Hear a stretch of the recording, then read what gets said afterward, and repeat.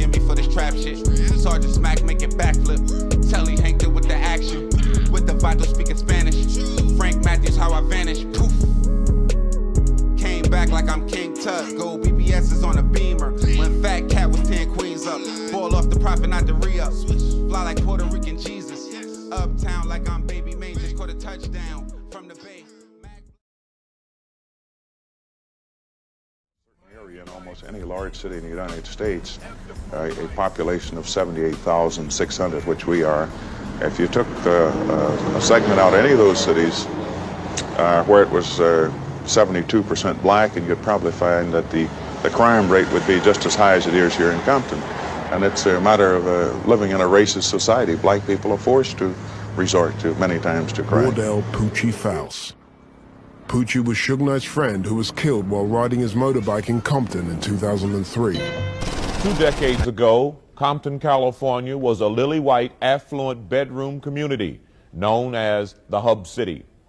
Today, it is known as the Crime most in black Compton city. is attracting attention across the country, and the city was ranked the most dangerous small town in California in a recent study by Money Geek.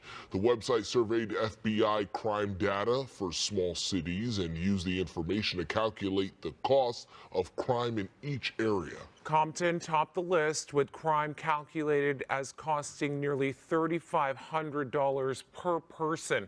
The study also ranked the safest towns. SoCal's Rancho An FBI informant had claimed that Poochie was one of Suge Knight's shooters. One particular incident involving Poochie was the murder of an individual named William Ratcliffe, who was a bounty hunter in the Nickerson Gardens housing project, who had threatened Suge. William Ratcliffe was run to ground on the streets of Compton and executed. Suge allegedly said in regard to Poochie's actions, "He doesn't fuck around, that's how I want him to do it." We also discovered prison letters from a blood named Roderick Reed, written in 2004. Communications between him and the discredited FBI informant Kevin Hackey. In Roderick Reed's letters, he mentions on several occasions that he knows that Poochie is the one who killed Biggie Smalls. Going back to Cali. With the date of Biggie's upcoming album approaching, Biggie goes to Los Angeles, where he presents an award at the Soul Train Music Awards. The after party, hosted by Vibe magazine, is at the Peterson Automotive Museum. Wallace and Sean Puffy Combs stay there until the party is shut down. Good evening, everyone. I'm Linda Laverne. Miriam is off tonight. He was only 24 years old, was just starting what was expected to be a promising career in music. But tonight, it's only what could have been. Los Angeles police are investigating the shooting death of rapper Notorious B.I.G., also known as Biggie Smalls. He was gunned down early today. The rap star, whose real name is Christopher Wallace, had just left a Soul Train Awards party and was sitting in his car when a vehicle drove by and someone opened fire. Biggie was going to his car, and we heard the shots ring out, and everyone started running, but at the time we didn't know that it was Biggie that got shot. It's been 25 years since the murder of Notorious B.I.G. and a drive-by shooting on an L.A. street rocked the music industry to its core. A quarter of a century later, the slaying remains officially unsolved, a case steeped in conspiracy theories and alleged cover-ups. But as KTLA's Mary Beth McDade found out, some say the case has been solved and the killers identified. It's all good, baby. Notorious B.I.G., otherwise known as Biggie Smalls, whose real name is Christopher Wallace, was on the top of the charts when he was gunned down while leaving a Soul Train after party March 9th, 1997, around 12:30 a.m.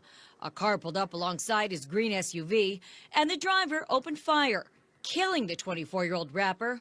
It's now 25 years later, and still the case remains unsolved. Or does it? Hey, we headed to the west side with it. For real mob tie shit. So you know we going to Compton with it. I'm gonna need all my guys from Compton to check in so these people know y'all on this real mob shit. Today we are gonna be covering the person that, besides Suge Knight or the death of Tupac Shakur, you can say that his death symbolized the fall from grace of the mighty Death Row Records And that person that I happen to be speaking of is going to be a guy by the name of Wardell Poochie Fouse. And though Poochie Fouse wasn't an artist or producer on Death Row Records, I don't even think he was an executive at Death Row Records. But the way Suge was throwing out them positions, who knows?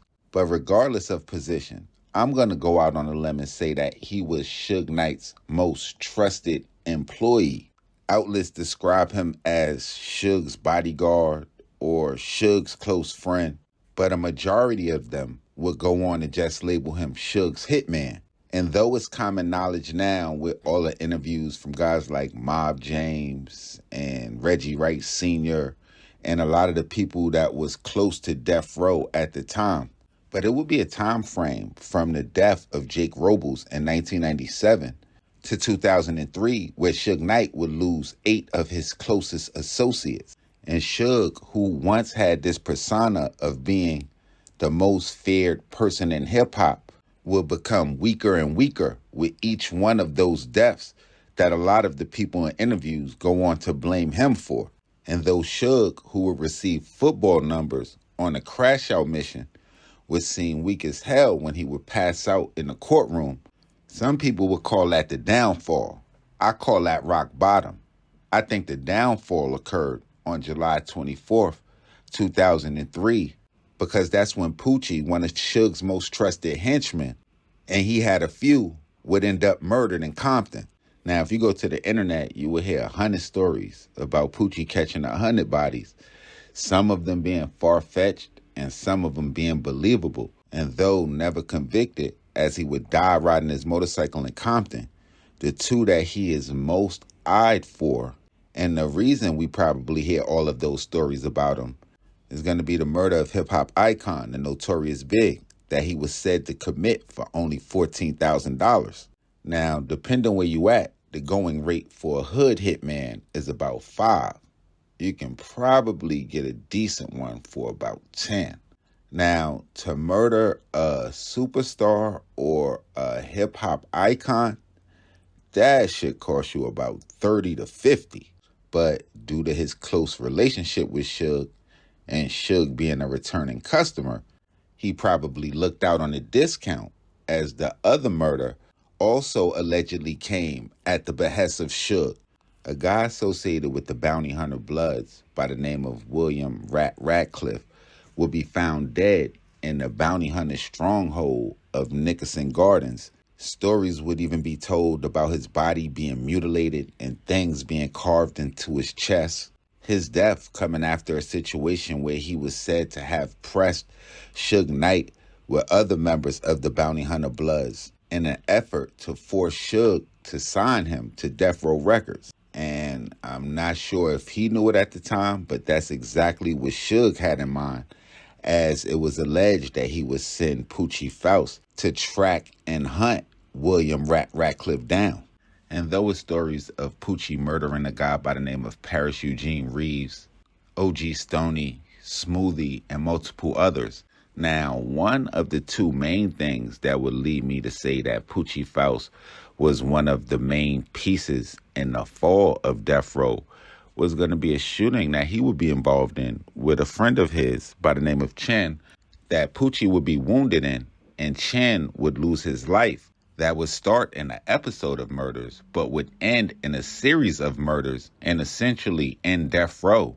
And I'm not quite sure if anybody is 100% sure about Suge Knight's mental state back in March of 2015 when he would be involved with a hit and run accident, because the details was sketchy in that. But if it was road rage or if it was beef, but in a different time with different people around you, that would be a hit and not a hit and run. But when you lose almost 10 of your closest people that was shaking shit for you, and the details of shit you had your hands on start coming out on the internet, that'll shake your mental state. Now, y'all make sure y'all hit the red subscribe button and the bell so y'all could be notified when this real trill spill shit is dropping. As y'all see, we trying to cover as many requests as possible. Y'all make sure y'all drop them in the comment box. Shout out to my guy Trill Trapper for suggesting this one and not letting up. And if y'all trying to expedite the process, y'all get at me on Twitter, on Instagram, POP_A_LOT. We gonna be back in Cali real soon covering these legends. And y'all know me, it's your guy Popalot. Whole lot of mob shit going on. Mob, ties,